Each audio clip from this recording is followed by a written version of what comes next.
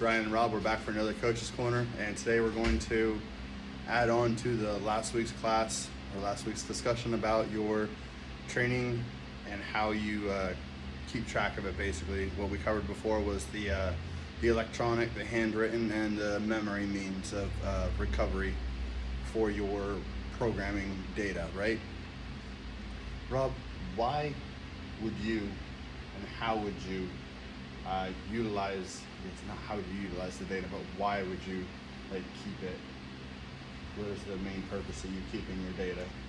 So you can track your progress or lack thereof, so you can see if you're falling short of your goals or if you're on track to meet them.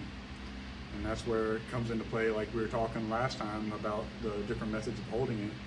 This is one of the shortfalls of doing it just on memory.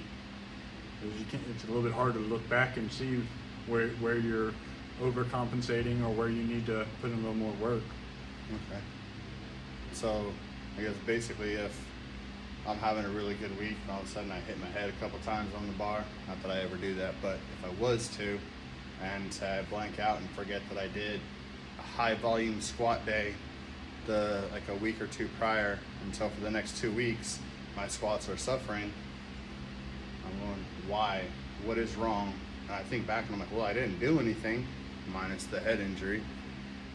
Well, if you have a digital or the handwritten copy of your training, you can look back and be like, oh, I had a whole lot of volume.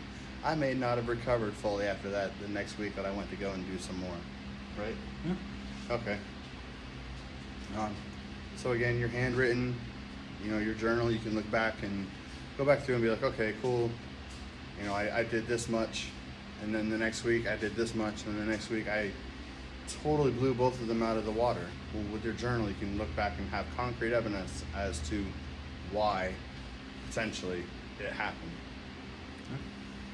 Or if you're having a really, really crappy day, it's not moving that quickly, it's not, that much weight, I feel like I should be doing so much better. Well, if you look back at your training journal, you can see, oh, wow, I tested this out 2 weeks ago. Of course, there's no real improvement on it, right?